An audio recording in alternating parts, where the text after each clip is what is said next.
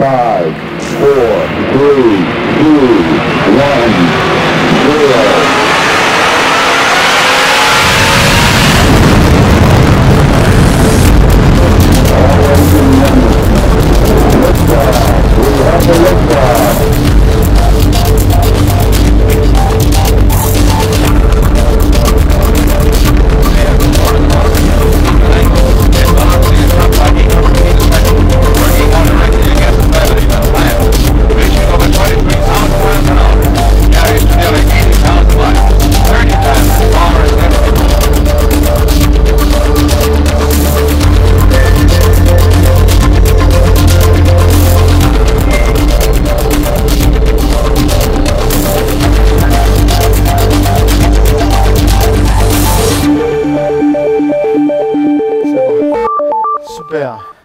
Salut. Salut Thierry, comment ça va? Tu t'es fait un petit kiff, hein? C'est un petit peu amusé, c'est le but du jeu. Alors, mesdames, messieurs, Carole l'a appelé familièrement Guy Philippe et Guy Philippe Goldstein. Pourquoi? Parce que tu étais déjà là hier, mais tu as amélioré ton passage sur le cadre de hein, merci. Ouais. Donc, tu as écouté un peu les pitchs de nos trois jeunes entrepreneurs.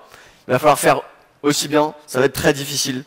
Donc, mesdames et messieurs, on est là pour jouer, on est là pour expérimenter la naissance d'une start-up qui est liée à l'espace et vous allez être mis à contribution. Donc, je le rappelle, sur slido.com, #la postale. Guy Philippe, je te laisse nous expliquer les règles du jeu. Voilà, parce que ce que je raconte, c'est que moi, j'ai toujours deux inspirations fondamentales. Je suis enseignant, je suis chercheur, consultant, je suis également écrivain.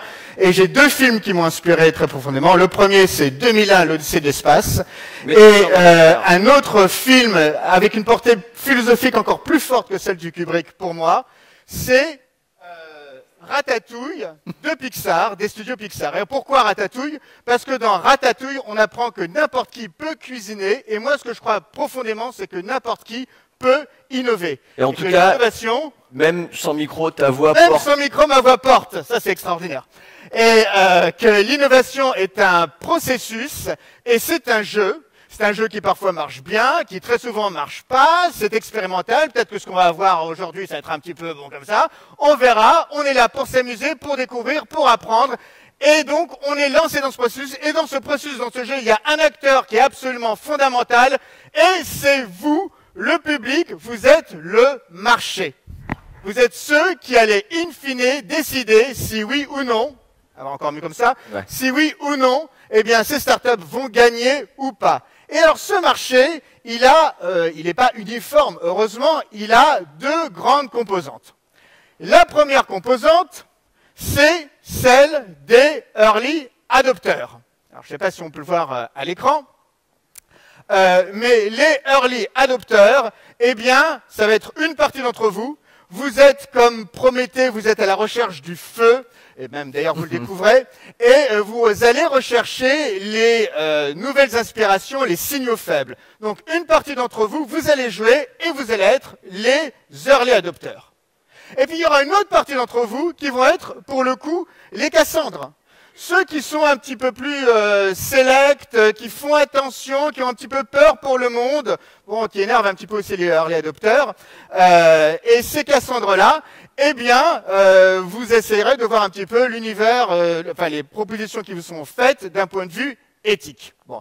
Donc, une partie d'entre vous, vous serez les Prométhées, les early adopters, et une autre partie d'entre vous, vous choisissez en votre âme et conscience, vous serez les Cassandres. Et pour choisir quoi? Pour choisir des startups. Dans quel univers?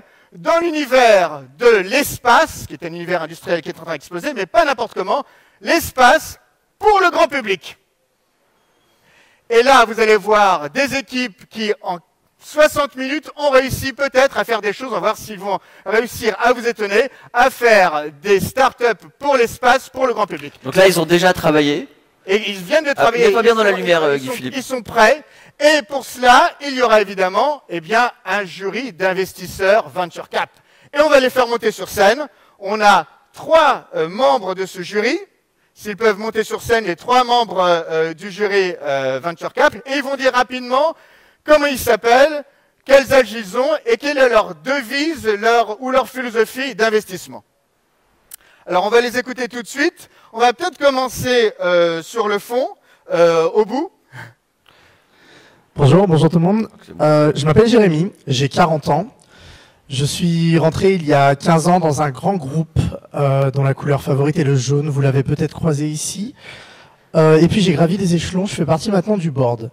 À côté, je regarde énormément tout ce qui se passe côté fintech, nouvelles technologies, etc. Et moi, ce qui va m'intéresser, ça va être la logique business. Je veux qu'il y ait une problématique, une solution pour y répondre. Il faut que ça se passe très très vite, qu'on n'ait pas énormément d'investissement à procurer. Je veux un MVP très rapide, un minimum viable product. Je veux un time to market très rapide, c'est-à-dire qu'il faut sortir très vite avec une solution. Il faut que ce soit très pragmatique. C'est vraiment ce qui va m'intéresser aujourd'hui. Merci. Voilà. Un autre investisseur avec nous. Bonjour, moi je m'appelle Johanna, j'ai 43 ans, je suis VC et je m'intéresse depuis toute petite aux espèces et à leurs évolutions. C'est pour ça que je me permets de citer Darwin qui dit que l'évolution des espèces au niveau des espèces survivent si elles ne sont pas certes intelligentes ni fortes, mais surtout si elles savent s'adapter. S'adapter. Ce qui me touche principalement, c'est l'environnement et les IT, parce que c'est ce qui, pour moi, fait un sens aujourd'hui quant à l'adaptation de notre espèce. Fantastique, merci beaucoup. Et avec nous, on n'a pas un investisseur en troisième position, mais un activiste. Alors on va l'écouter. Je m'appelle Julien, j'ai 31 ans. Bon, les choses sont simples. Depuis que je suis petit, j'observe ce monde. J'observe comment ce monde est corrompu par l'argent, corrompu par le profit.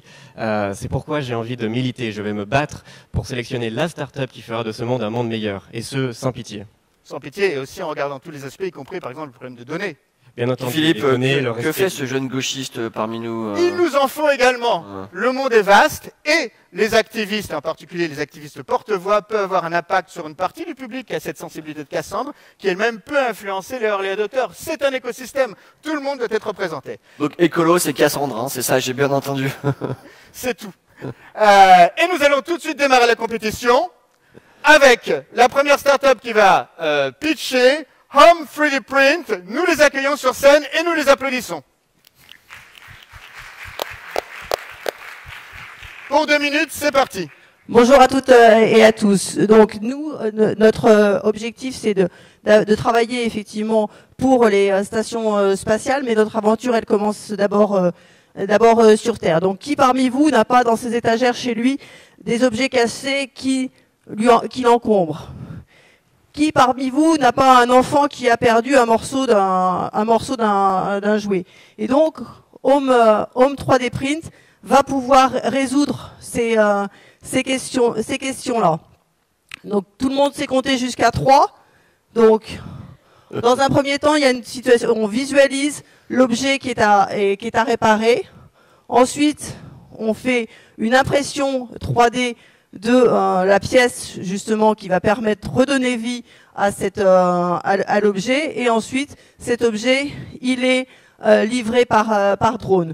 Donc là on est globalement, l'objectif c'est de passer du jeteur systématique au réparateur en toutes circonstances. Et quand on dit en toutes circonstances, donc là pour l'instant on est bien sur une aventure terrestre, mais l'objectif effectivement est de pouvoir, après ça, à terme, pouvoir servir l'ensemble des agences spatiales pour qu'elles puissent aussi réparer à distance les stations spatiales. Nous avons tous en souvenir la mission Apollon 13 où effectivement, ils étaient bien embêtés parce qu'ils ne pouvaient pas réparer. Et donc, voilà notre objectif, c'est de pouvoir mettre en place la réparation de tous les objets. Formidable, bravo, on les applaudit. N'oubliez pas que toutes les startups, il y a encore 90 minutes, ne savaient pas, une grande partie d'entre elles, ce qu'elles allaient faire ici. Alors bravo. Et alors tout de suite, les membres du jury, pour 2 minutes. 2 minutes 50, je crois. 2 minutes 30. C'est parti. 2 minutes 30, ok. Bonjour, merci pour votre présentation. J'avais 2 questions. La première, qu'est-ce que ça va coûter? Qu'est-ce qu'il va vous falloir comme matériel? Combien est-ce que ça va coûter? La seconde, dans combien de temps est-ce que vous pensez être opérationnel et donc rentable? Merci.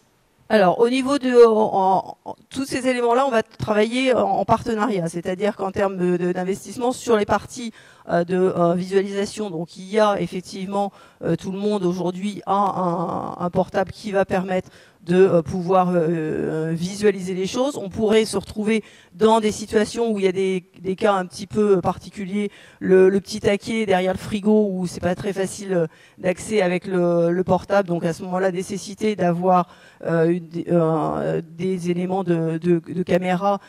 Donc à ce moment-là, avoir effectivement des partenariats où effectivement ces objets pourraient être empruntés.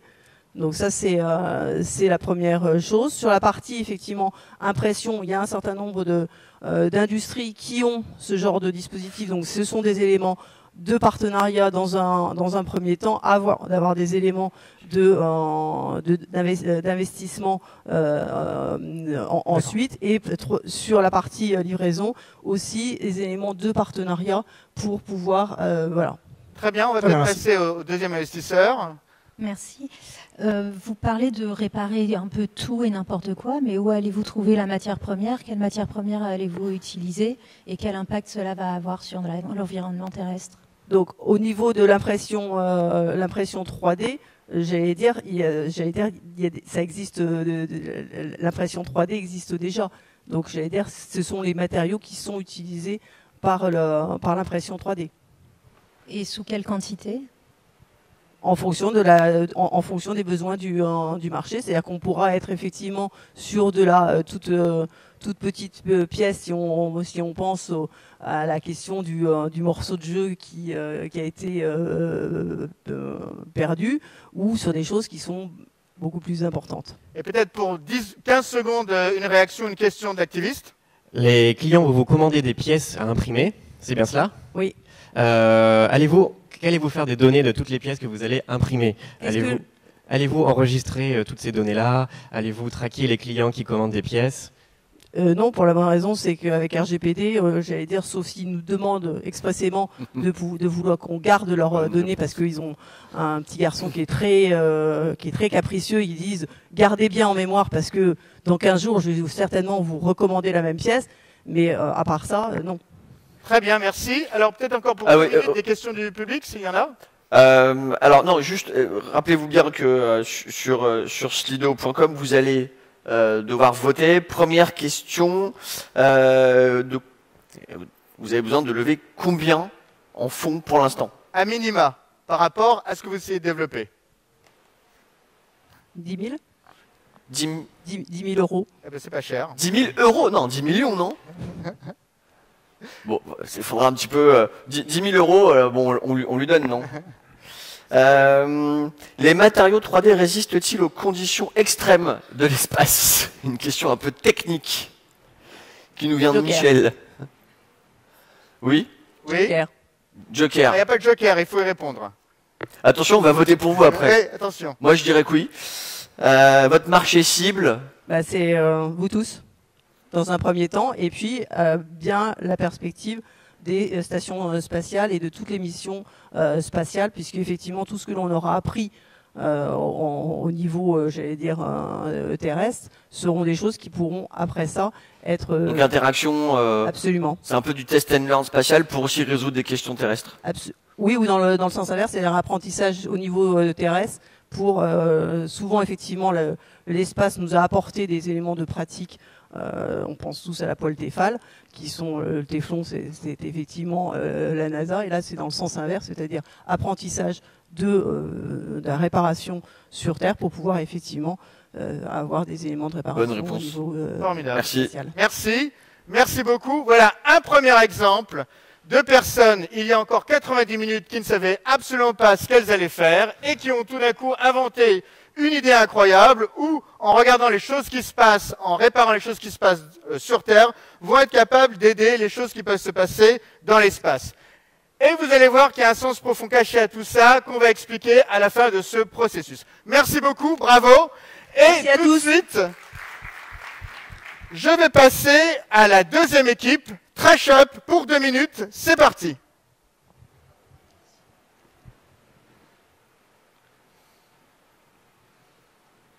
Alors l'équipe Trash Up, c'est parti. Mettez-vous bien dans la lumière. On vous écoute. Aujourd'hui, on doit plus que jamais prendre soin de la planète, et notamment en triant et en réduisant nos déchets. Le problème, c'est qu'aujourd'hui, être écolo, c'est assez peu valorisé, et notamment récompensé. Nous, on considère qu'il y aura plus d'impact et plus de tri dans le monde si on permet aux gens, en tout cas, d'être plus récompensés et valorisés. On a donc créé une start-up qui s'appelle Trash Up pour mieux trier et réduire les déchets en insérant du coup un système de récompense et qui permet notamment de voyager dans l'espace. Et concrètement, ça se passe comme ça. Alors, nous, on a un principe de poubelle connectée, donc dans lequel on va collecter des bouteilles en verre ou des bouteilles en plastique. On aura deux containers différents. On va mettre en place une application mobile pour collecter des points, des récompenses, parce que comme le disait Tameline, il faut faire ça plus cool et puis inciter à la récompense. Et on offrira des voyages dans l'espace, on verra plus tard comment. Ce qu'on fera aussi entre-temps, c'est qu'on va mettre au point des ballons sondes qui vont aller photographier l'état d'avancement de propreté de la planète, parce que notre ambition, elle est mondiale. Et tout ça va être financé par un partenariat assez ambitieux, lui aussi, puisqu'on veut impliquer les collectivités locales, les sociétés de collecte de déchets, la Poste, l'éducation nationale, puisqu'on mettrait ces poubelles connectées, notamment dans les écoles à partir des collèges, et puis dans les maisons de la Poste. Et puis, on voudrait aussi que la Croix-Rouge soit partenaire pour effectivement donner une dimension mondiale et sanitaire à cette start-up qui répond. 30 secondes. Voilà, écoutez, voilà, ce serait donc financé par les collectivités locales et toutes les sociétés parties prenantes de la propreté dans les différents territoires. Voilà, je crois que j'arrive à la fin du pitch et que j'ai présenté toutes les composantes avec Tameline de cette start-up. Formidable. Et bravo à cette équipe qui, en encore 90 minutes, ne savait absolument pas qu'elle allait se retrouver ici. Alors, tout de suite, les membres du jury. Je vais peut-être démarrer à nouveau, alors peut-être par Johanna. Merci. Qu'est-ce que vous allez faire de tous les déchets qui seront dans les poubelles? Alors, très bonne question. Merci beaucoup de l'avoir posée. Donc, elles vont, les bouteilles de verre vont être recyclées. Elles vont être rachetées par les fabricants de bouteilles ou de boissons. Et pareil pour les bouteilles en PVC qui pourront être recyclées pour faire des billes et faire d'autres plastiques ou refaire des bouteilles de PVC. D'accord. Et vous avez déjà des partenariats aujourd'hui? Oui. Alors Jérémy, attention, qui a une vue très financière et très business model. Hein, Ça m'intéresse beaucoup en fait ce que vous venez de dire, et c'est bien que tu fasses la transition, parce que vis-à-vis des partenariats, en fait, j'y vois un moyen de pousser un peu à la consommation. En fait, plus de consommation de bouteilles, donc plus de possibilités d'obtenir des récompenses. Qu'en est-il justement de ces fournisseurs de bouteilles? Est-ce que vous pensez qu'ils vont pouvoir financer une partie des récompenses? Comment est-ce que vous organisez votre business model autour du Alors, on pense peut-être que tu veux répondre. Alors, on pense qu'ils vont effectivement, comme tu viens de le dire, être incités, parce que peut-être, quand il fera très chaud notamment, ça poussera la consommation de bouteilles, et ils ont tout intérêt effectivement à être partenaires de cette opération qui montre aussi pour eux ce geste éthique et quotidien, parce que nous, ce qu'on a voulu, c'est vraiment quelque chose de quotidien pour que tout le monde, depuis le plus jeune âge, on commence au collège, donc vers 10-11 ans, puisse effectivement impliquer tout le monde, toute la citoyenneté, toute la société civile dans cette opération. Alors certes, elle est de grande envergure, certes, on va la tester au démarrage à petite échelle, mais néanmoins, on veut vraiment que ce soit une opération le plus worldwide possible. Ça se développe. Très bien, merci. Et alors j'insisterai bien, hein, on est dans une start-up spatiale, donc je pourrais demander à l'activiste de, par exemple, réfléchir à ces dimensions-là, et aussi vous, qui êtes le marché, pensez à ça lorsque vous allez décider. Je vous écoute, cher activiste. Vous souhaitez militer pour la propreté, c'est bien. Par contre, aller dans l'espace pose de nombreux problèmes, notamment mettre quelque chose en orbite ou aller haut dans le ciel nécessite beaucoup d'énergie. Et donc cela va créer beaucoup de pollution, ce qui est un petit peu paradoxal vis-à-vis que vous voulez protéger la planète. Que pouvez-vous répondre à cela ? Oui, je peux comprendre le point, mais aujourd'hui on considère que récompenser les gens comme ça, sachant que ça paraît un peu inaccessible, ça permet de donner envie d'aller déposer ses déchets, ses bouteilles en verre, etc.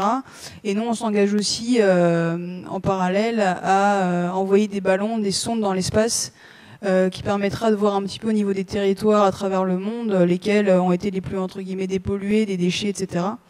Donc un peu pour compenser ça, avoir une espèce de cartographie un peu de l'avant-après au fur et à mesure des années. Super, merci beaucoup. Alors peut-être pour encore un peu moins de 2 minutes, si on a quelques questions du public. La première question était évidemment dans ce trend-là. Est-ce qu'il n'y a pas une incohérence dans votre projet business, à la fois être très écolo et en même temps envoyer des gens dans l'espace Oui, alors les voyages dans l'espace, ils seront limités. C'est-à-dire qu'il y aura... C'est des happy few. C'est des happy few, hein, ce sera effectivement récompensé par des happy few. De toute façon, il va falloir beaucoup de points et beaucoup de déchets dans les poubelles pour réussir à collecter suffisamment pour avoir un voyage dans l'espace. Donc ça va prendre du temps et peut-être que d'ici là, il y aura des voyages beaucoup plus écolos dans l'espace, on espère. Donc vous misez sur l'innovation à caractère environnemental Oui. année par année. Vous avez des concurrents? Non, c'est... Approchez-vous bien. Pour l'instant, non, on n'a pas de concurrents. On a regardé le marché et vraiment à cette ambition-là, il n'y a personne. Alors comment vous collectionnez? J'imagine peut-être comment vous collectez Oui, je pense que c'est collecter les poubelles. les poubelles Bah, de la reconnaissance, du scannage Bah, au départ, on les met dans tous les collèges de France. D'accord. Bon, et puis après, chaque pays le met là où il veut, mais le point de départ, c'est ça. Et puis dans tous les, aussi dans le réseau postal, donc la Poste. Ah, bien Ah, sûr. la postale, bien sûr. Il y a des maisons qui sont en train de se créer dans les territoires, dans lesquels il y aura pas mal de services publics réunis. Et je crois que c'est Les maisons du service public. Voilà, les maisons du service public. Cherchez le mot. Merci. Alors, Ah. le micro. Donc il y a déjà des choses qui existent apparemment. Oui, à Montréal notamment, il y a un système un peu similaire. Il n'est pas connecté, mais on peut mettre sa bouteille de verre dans une poubelle et récupérer de l'argent. Donc voilà, dans les supermarchés, je pense que ça peut bien fonctionner, notamment dans les grandes villes. Donc un cercle vertueux en fait, hein, et une collaboration globale sur le tri des déchets via la technologie. Exactement, oui. Eh ben bravo, fantastique, on les applaudit parce qu'il y a encore 90 minutes, ils ne savaient absolument pas qu'ils seraient là. Et j'accueille tout de suite une autre entreprise start-up très intéressante qui vient de se créer, qui s'appelle Extracom. Extracom, à vous de jouer. Et c'est parti pour 2 minutes 30. Alors, imaginez pouvoir visiter les planètes du système solaire avec vos amis sans bouger de chez vous. Donc c'est ce qu'on a eu comme idée avec Extracom. Donc le principe, c'est qu'on a des satellites qui vont pouvoir analyser toutes les planètes du système solaire le plus précisément possible, le plus fidèlement possible, afin de pouvoir les reconstituer dans un jeu, et dans un jeu de réalité virtuelle. Donc c'est un jeu qui s'adresse à toutes les personnes qui possèdent un casque de réalité virtuelle. Ce jeu, il va se composer avec des systèmes de rooms, un peu à la manière des outils de communication que vous avez déjà, des rooms privés et des rooms publics. Donc toutes les planètes qui ont été scannées par Extracom vont avoir une room publique qui sera accessible à tous les possesseurs de casques virtuels et qui sont inscrits au service. Mais vous pourrez également créer des rooms privés pour pouvoir vous retrouver uniquement avec vos amis et pouvoir visiter la planète en question tranquillement entre vous. Donc chaque joueur va pouvoir créer son avatar qui sera à son effigie ou non, c'est totalement libre. On peut avoir des formes humanoïdes ou extraterrestres ou même animales. Chaque avatar pourra être doté de différents skins et items qui seront pour certains les plus basiques gratuits et pour les plus avancés et les plus créatifs payants. Voilà.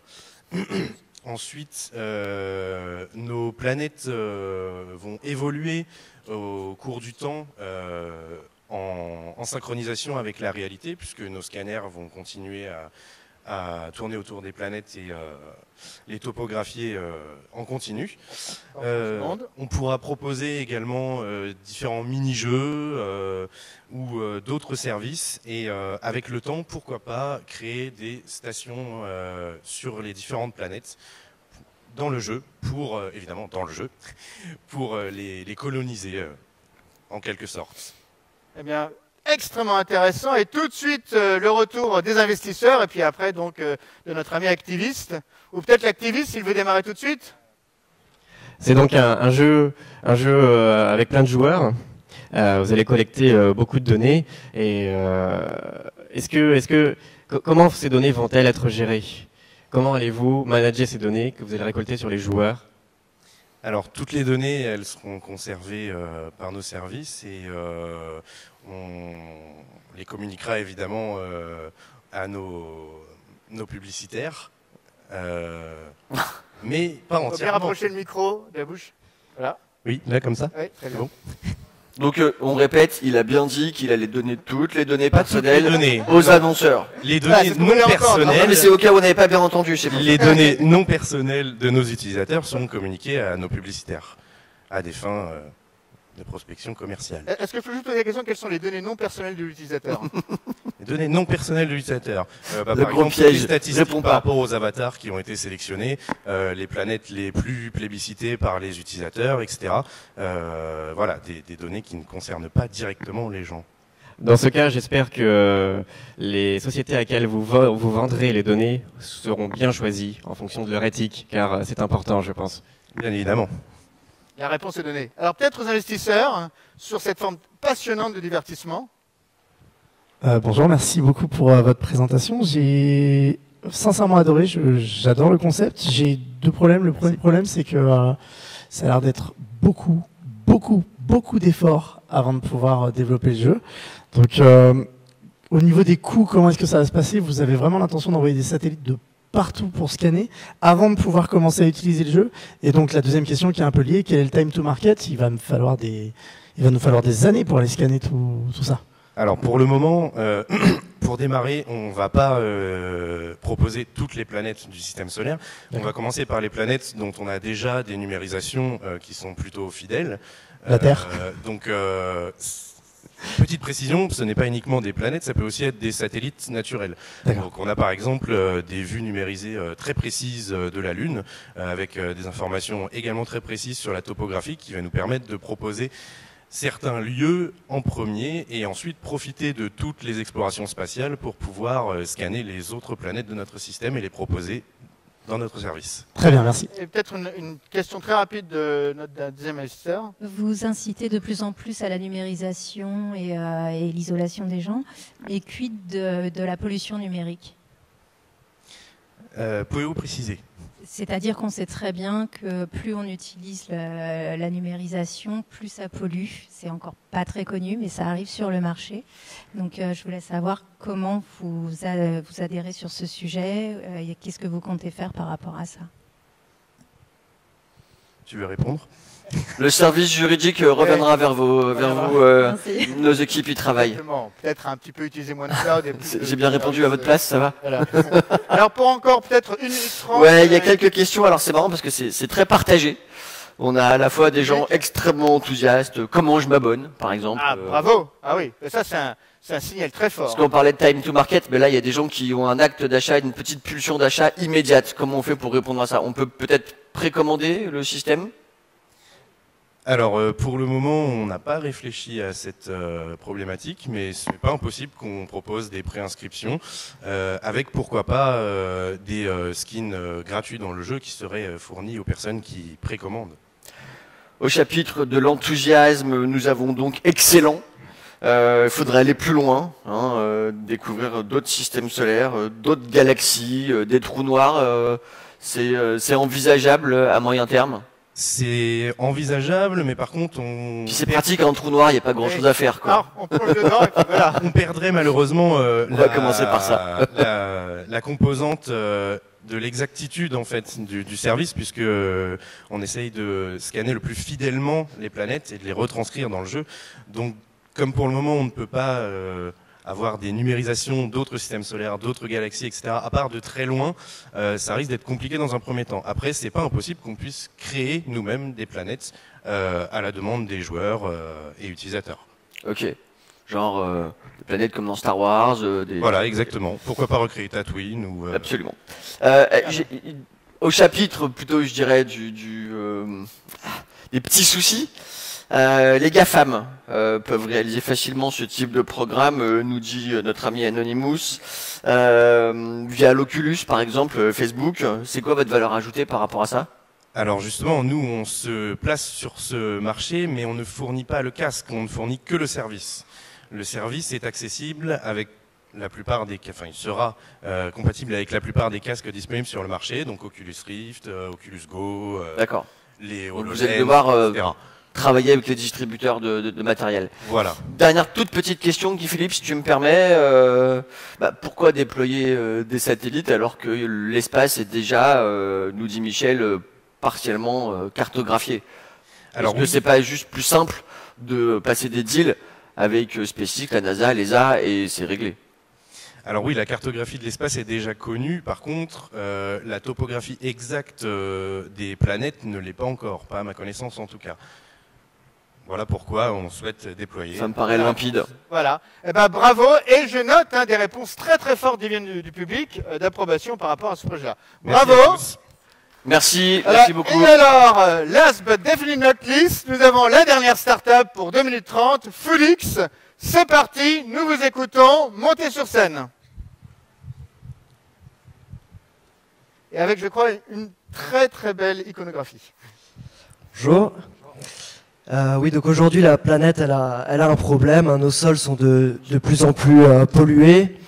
On fait face aussi à une déforestation de plus en plus violente pour créer de nouvelles zones agricoles. Aujourd'hui, on le voit même, des fois le bio n'est même plus bio à cause de la contamination indirecte. C'est pour ça que nous aujourd'hui, on a décidé de repartir de zéro. Là, on sera sûr de ne pas avoir de voisins et de créer des fermes agricoles dans l'espace. Wow. Voilà. Bonjour, donc l'idée... Avancez-vous un petit peu qu'on voit bien votre... Donc l'idée, ce serait de créer des fermes spatiales en orbite basse, donc appelées Foodix, des serres en circuit fermé et qui seraient alimentées par des panneaux solaires et entretenues par des robots jardiniers. Voilà. Et le but, c'est de rapatrier sur Terre toute notre production par capsule. Voilà. Donc, dans un premier temps, en fait, le but de cette agriculture, c'est de protéger en fait l'écosystème français. Donc ça s'adresserait en fait aux grands groupes agroalimentaires. Et dans un premier temps, en fait, on ciblerait les grands chefs parce qu'on aurait une production très limitée et du coup de proposer des menus prestige. Là, on est vraiment dans le locavorisme, hein, on est d'accord? C'est ça. C'est pas un circuit court, c'est plutôt un circuit très long. Mais disons qu'on essaye d'être des pionniers dans un nouveau système d'agriculture, quoi. Et qui ne va pas exploiter les terres. Voilà, c'est ça. Le but, c'est de ne pas exploiter les terres, de ne pas continuer à la déforestation et de créer des nouvelles zones agricoles sans détruire notre écosystème. Préserver les écosystèmes terrestres, objectif numéro 16, je crois, des ODD durables des Nations Unies. Bravo. On va peut-être passer tout de suite aux questions du jury. Hein, on a même un petit peu de rab. Alors c'est parti. Peut-être l'activiste, tiens, qui a le micro. Question. Magnifique idée, j'aime beaucoup le concept. Seulement, j'ai 2 questions. Première question, quels seront les coûts énergétiques pour la mise en orbite et pour rester en orbite et pour fonctionner tout cela? Le but, c'est que ça fonctionne effectivement. Bon, il y aura des coûts pour le lancement, mais qu'après la ferme fonctionne en autonomie, en essayant de, voilà, avec des panneaux solaires, produire de l'énergie. Les serres fonctionnent aussi en circuit fermé. Elles recyclent, l'eau est recyclée. L'énergie, voilà, tourne en circuit fermé. Donc, le but, c'est de créer comme ça des synergies et que le coût énergétique soit le plus minimum. D'accord, le but étant de polluer le minimum possible. Et ensuite, est-ce que cela ne va pas juste assombrir le ciel? Disons que à cette distance-là, il faudrait quand même recouvrir, enfin créer des énormes fermes pour que ça recouvre le ciel. Aujourd'hui, un satellite ou une station spatiale, on peut pas la voir comme ça vraiment à l'œil nu. Comment est-ce que vous allez maintenir la qualité des produits le temps du voyage? nos ingénieurs reviennent vers vous. L'expert technique est là, expert agronome. Voilà, très bonne question. Sous vide. Bonjour, merci pour votre présentation. Moi, j'avais une question vis-à-vis de la timeline un petit peu, parce que c'est vrai que là, on est sur un objectif qui est très ambitieux. On a la possibilité potentiellement d'arrêter la famine en fait dans le monde si on fait ça à suffisamment grande échelle. Mais alors, ça va coûter un bras sans doute. Et dans combien de temps est-ce que vous voulez pouvoir rapporter pour la première fois de la nourriture? Enfin, quelle est la timeline pour votre premier lancer et votre première réception de produits? Alors on veut faire un premier essai avec juste une espèce de jardin, un petit potager en fait qu'on va lancer non pas via un lanceur de fusée mais juste une sonde orbitale. Donc ça réduirait les coûts de lancement pour déjà tester notre serre autonome, tester aussi le goût, voir si ça plaît aux utilisateurs. Et après, voilà, tout dépendra des financements, hein, mais disons qu'on espère bien un lancement, en tout cas des premiers éléments de nos fermes spatiales d'ici 2 ans. Très bien, avec, si j'ai bien compris, une stratégie, on attaque d'abord un marché un peu premium, et puis après, on élargit le marché premium des chefs, et puis après... Exactement, comme notre production sera trop réduite au départ, on va limiter comme ça, créer de la notoriété autour de l'agriculture spatiale. Et voilà, après, voilà, essayer de démarcher des grands groupes agroalimentaires pour nourrir la planète. Bravo. Alors, peut-être des questions du public, Thierry? Oui, le jeune Yannick de Bruxelles, j'imagine, pose la question, ça fait combien le kilo de patates? Alors aujourd'hui, on ne peut s'empêcher de parler du rire qui accompagne cette question. C'est vrai que aujourd'hui, c'est vrai que c'est comment dire, le prix du kilo de patates, j'aurais pas le prix exactement, il faudra voir à l'usage, mais c'est vrai que dans un premier temps, tant qu'on n'aura pas des énormes fermes, qu'on fera pas de la culture intensive dans l'espace, ça restera un peu cher. C'est pour ça que dans un premier temps, notre nourriture des espaces, des étoiles comme on l'appelle, on la vendra qu'à des chefs étoilés. Voilà. Donc c'est un marché ultra premium. Dans un premier temps. Dans un premier temps, on dit toujours ça. Hein. Est-ce que c'est bio? Les fermes Foodix sont-elles bio? Oui, c'est un des objectifs en fait, hein, c'est de créer vraiment comment dire, de la nourriture la plus pure possible. Et justement, comme on voit aujourd'hui que le bio est contaminé, voilà, là on va vraiment dans l'espace. Comment ça, le bio est contaminé? On sait qu'il y a des questions qui se posent. Il y a quelques petits scandales qui émergent aujourd'hui, comme quoi le bio serait pas forcément toujours du bio derrière, c'est mal contrôlé, ou alors que le bio spatial, lui, il est vraiment bio. Lui, voilà, il n'y a pas de contamination possible, là, c'est évident. Ok. Alors, quelques petites questions qui sont un peu en corollaire. L'approvisionnement en eau, comment vous amenez la nourriture dans l'espace? Évidemment, la question centrale qu'ont déjà posé nos VC sur la pollution.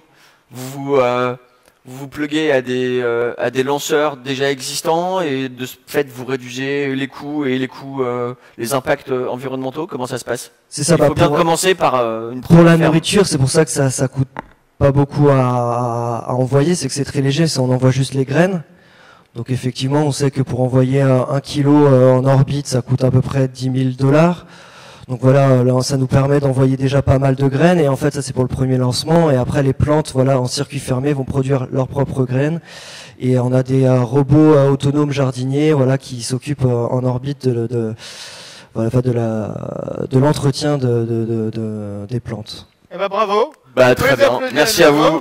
Donc on a eu 4 startups faites par 8 personnes qui se connaissaient mal ou pas il y a encore 90 minutes, et on est passé via l'espace pour le grand public entre le bio, le divertissement, la réparation des petites choses et même l'aide aux services de gestion délégués dans les municipalités. Voilà, incroyable imagination. Et maintenant, c'est à vous, membres du public, de choisir en votre âme et conscience. Vous sentez-vous plutôt Prométhée, à la recherche du feu nouveau, à la recherche des nouveaux signaux, Ou vous sentez-vous plutôt Cassandre, ah, j'aime pas trop ce qui se passe, je fais attention, et puis il y a cette dimension éthique qui est toujours très importante.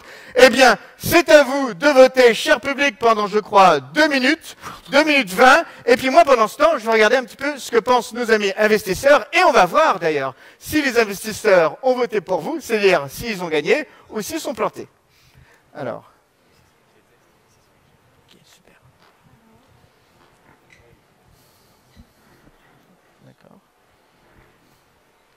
On ramasse les copies.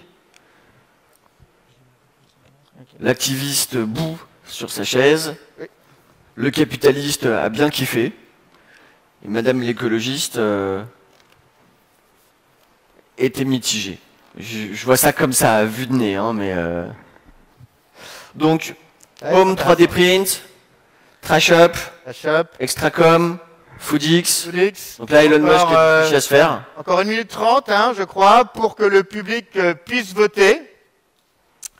Et toujours en votre âme et conscience, hein, toujours, je me répète, vous votez comme un early adopter, parce que vous êtes un early adopter, parce que vous voulez rechercher la nouveauté, ou vous votez comme à Cassandre, parce que pour vous, ces dimensions éthiques, l'impact sur la planète, l'impact sur le monde, l'impact sur la société, l'impact sur les inégalités, tous ces éléments-là sont extrêmement importants pour vous. Et on verra d'ailleurs après la répartition dans le public des gens qui se sentent early adopters, je crois qu'il y aura un deuxième vote, early adopters, ou qui se sentent plutôt activistes. Alors encore 30 secondes. Ouais, non, mais j'ai pas encore les résultats. Je tiens à préciser que le vote est secret. Oui, alors ça, c'est évident. Les données personnelles de vos votes ne sont pas récupérées pour coloniser, on a entendu ce terme, d'autres planètes. On a les résultats dans une petite trentaine de secondes, n'est-ce pas?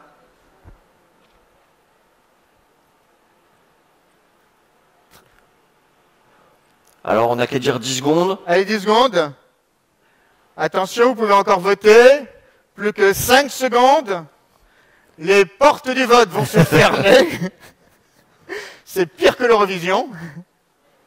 Et c'est Kevin qui remporte Bravo, Kevin. Eh bien voilà, alors c'est parti, nous allons avoir donc les résultats en direct live. Quelle est la start-up qui a gagné cette grande compétition sur la start-up de l'espace pour le grand public? Et le gagnant est... Dieu me parle. Eh bien... Attends, faut pas... Ah bah voilà, ça s'affiche. Bah, eh bien, j'ai Foodix qui a explosé les compteurs, et c'est d'autant plus drôle que si je regarde les résultats des 2 investisseurs financiers, eh bien les 2 avaient mis en numéro 1, non pas Foodix, non pas Extracom, non pas Home 3D Print, mais TrashUp. Bon, alors on peut dire que c'est comment t'expliques cet écart? Alors, on va voir. Moi, ce que j'aimerais bien avoir, en tout cas, c'est l'avis de l'activiste. Parce que l'avis de l'activiste, et peut-être que ça rejoint un petit peu la perception publique, lui avait adoré Foodix et n'avait pas du tout aimé TrashUp. Alors, je voudrais écouter l'activiste. Pourquoi? Alors, effectivement, je n'ai pas du tout aimé TrashUp parce que ils veulent offrir des voyages dans l'espace aux meilleurs membres du programme. Donc s'ils offrent des voyages dans l'espace, ça veut dire qu'ils devraient offrir une quantité suffisante de voyages dans l'espace, parce que c'est l'appât du gain pour les gens, sinon ils ne feront pas ça. Et donc on va envoyer des dizaines de milliers de personnes dans l'espace, et la pollution va simplement être énorme, ce qui est contraire au principe de l'entreprise finalement. Et pourquoi Foodix? Foodix parce que ils vont optimiser l'espace, qui est un problème récurrent aujourd'hui dans nos villes et dans nos pays. Ils vont travailler dans un système d'économie fermée. De plus, ils pourront optimiser les trajets, par exemple avec des tubes qui vont partir du sol vers l'espace peut-être, pour faire les trajets et ne pas polluer. Et c'est tous les défis du...